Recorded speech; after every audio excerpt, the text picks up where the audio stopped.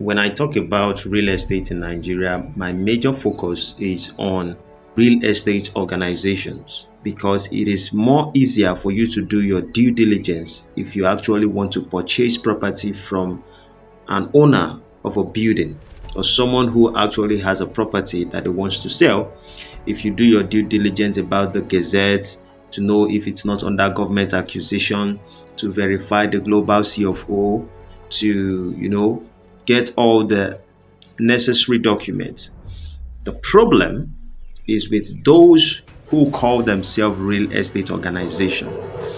These are the people who has ruined a lot of people's life. First of all, they come with an idea, with a perception that you can pay instrumental, like say you want buy phone. They make it feel as if it's going to be very easy.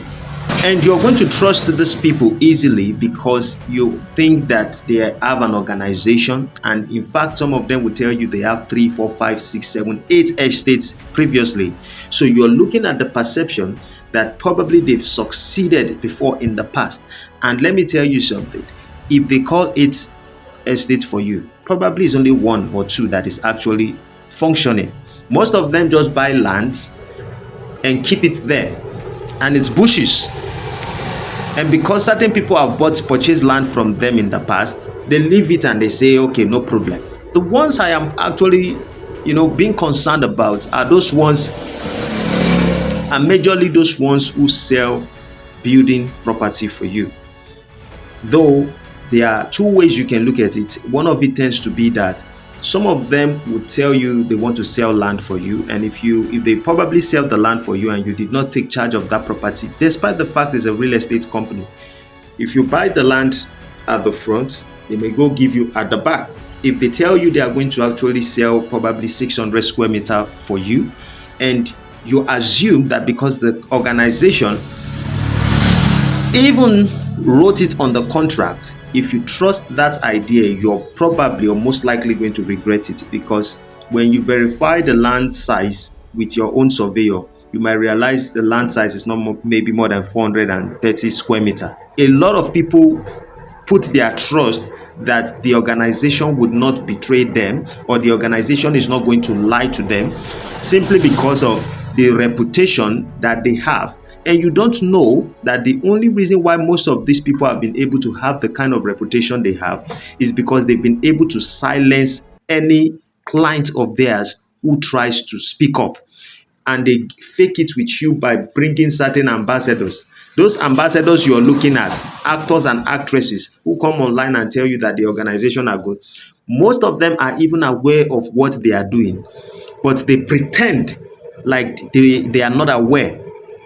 And so when you buy property from them, you might think that no client of theirs is complaining and all of that. If you complain, they will tell you you have to go to arbitration. They give you unnecessary contracts that will tell you, we will go for arbitration, we will go to this, we will go to that to go settle our cases. And most times, you invite them to court, they keep playing with you. And you're going to be spending extra money. You want to take someone who has a company, you want to take them to court, you're probably going to be taking them to federal high court. And if you're going to be taking them to federal high court or state high court, you're going to be spending a lot. So imagine someone is selling a land for you 4 million, and they tell you you can pay instrumentally in the next maybe 1 year and all of that. And then you pay, and then you observe that your land size is not exactly the portion and the size of the land they want to give you. Then maybe you've paid about 3 million, or you have even completed the money. Now you have to start spending almost 1 million for legal fees, charging them to court and all of that.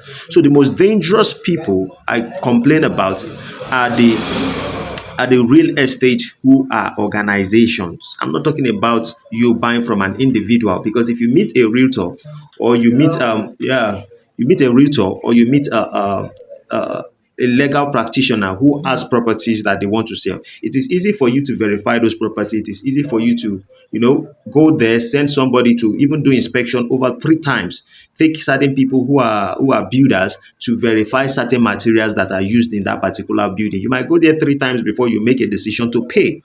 But when you are going through real estate organization, they are going to fancy them. They are going to show you the most beautiful property that they invest in, and most likely they are the owner of those particular property. Every other ones they build that look like it, they are going to use stupid materials for them. I am aware of it. Not that I am aware, I've experienced it. Everything I speak about is based off experience. I don't just come and decide that I want to focus on this particular subject because of anything, but it's because I think that most of those who are in diaspora, who are still living, who are in the middle class, these are the people who pay the price, because when they see that you are probably maybe a footballer or someone who is fucking rich, they wouldn't want to mess with you because they know, okay, they will make their money. But when they see that you're a middle class and you're struggling and they know you don't have that much money, you become their prey because they feel like you are the fingers that when they bite, you're not going to retaliate. A lot of them are like that. So keep I would urge you that I'm going to be releasing more of these signs that you can use in knowing most of this organization on the 10th of June 2024. Make sure you join me. Let's talk about this, and so you know the things you can avoid, the loophole you can avoid, and how you can move with these people. If you haven't subscribed, subscribe to my channel, like and share to whoever you have in the United States, United Kingdom, Canada, Turkey, wherever you are. See you in my next video. Adios, amigos. When you are revolutionary and you talk the truth, people will come and slap you down. Then you talk the truth again, they'll lock you in jail.